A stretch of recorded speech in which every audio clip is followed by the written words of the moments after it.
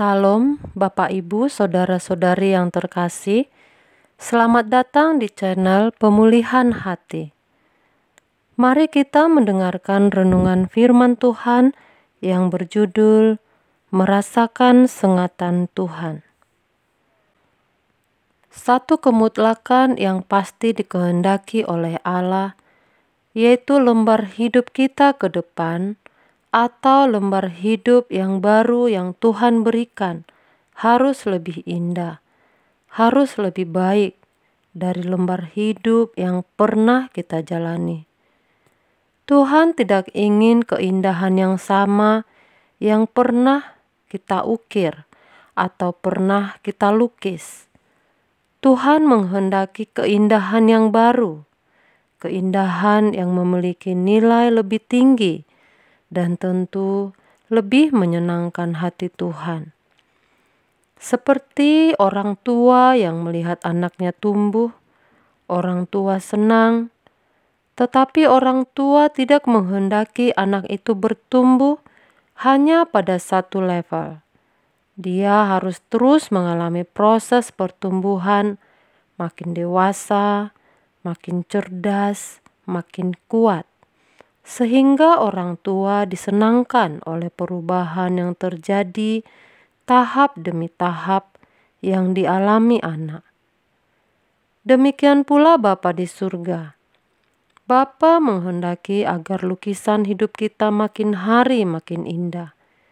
Kita bertumbuh, lebih tidak bercacat, lebih tidak bercela, lebih cerdas rohani dalam bertindak, memiliki ketepatan-ketepatan, sehingga kita menjadi manusia yang utuh di hadapan Allah.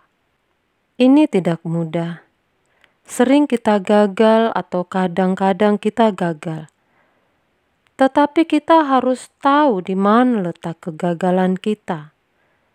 Dan kita tidak mengulanginya, agar lembar hidup yang baru yang Tuhan berikan tidak terwarnai, tidak tergambar langkah salah yang pernah kita lakukan.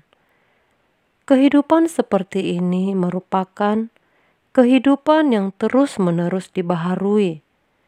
Itu adalah dinamika hidup yang sungguh indah. Mesti kita memiliki fokus terhadap hal ini dan mengalami proses yang tidak terhenti. Tapi proses yang berkesinambungan. Jangan berhenti berubah. Jangan berhenti bertumbuh. Tentu berubah makin positif, makin suci, makin berkenan di hadapan Tuhan. Coba kita jujur melihat hidup kita. Ada saat-saat di mana kita tidak mengalami perubahan dan kita tidak waspada. Tidak alert terhadap keadaan itu. Keadaan di mana kita puas dengan apa yang telah kita capai dan tidak ada perubahan. Orang yang mengalami pasivitas rohani bukan berarti ia berhenti ke gereja.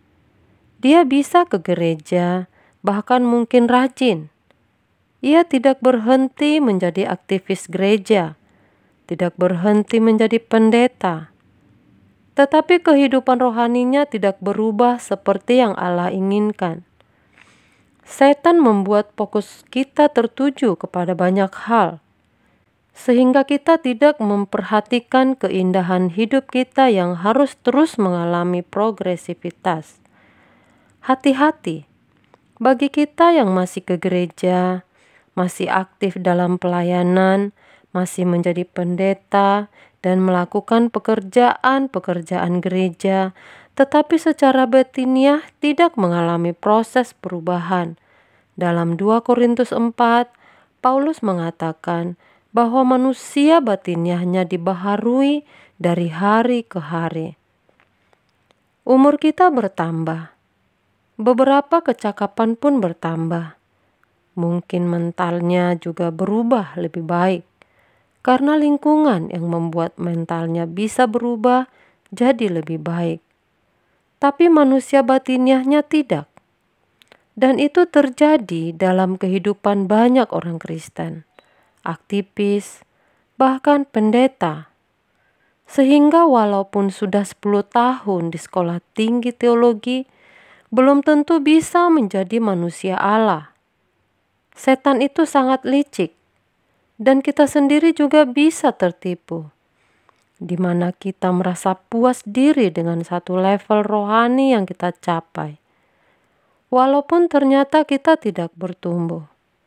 Maka jangan sampai kita diparkir dan tidak mengalami perubahan, atau kita ada di landasan pacu, tapi kita tidak pernah bisa terbang, tidak mengalami proses perubahan. Tuhan mau kita mengalami perubahan, dan syarat yang harus kita alami adalah: pertama, kita harus disengat oleh kehadiran Tuhan. Kehadiran Tuhan dapat kita peroleh ketika kita berdoa. Yang kedua, kita harus disengat oleh firman. Tetapi banyak orang tidak mengalami sengatan itu, atau tidak merasa sengatan itu karena mereka tidak memberi hati dan perhatiannya kepada Tuhan. Mereka berdoa, namun tanpa kerinduan dan kehausan akan Allah.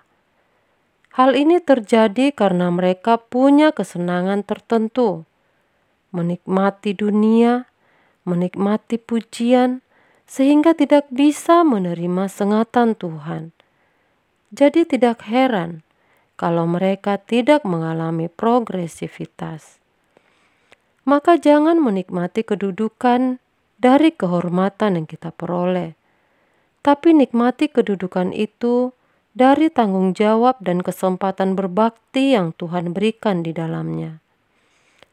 Ketika kita membuat hidup kita simpel, yaitu fokus hanya kepada Tuhan, tidak memiliki keinginan-keinginan dan kenikmatan apapun, barulah kita bisa merasakan sengatan Tuhan. Sulit menjelaskan hal ini kepada orang lain, tetapi Roh Kudus akan menolong untuk mengerti hal ini. Betapa sederhananya hidup, tapi juga begitu riangnya hidup kita.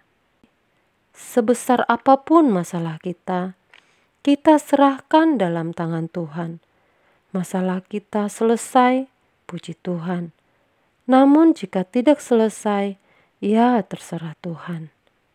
Jangan berpikir kalau masalah ini selesai, kita akan lebih bahagia.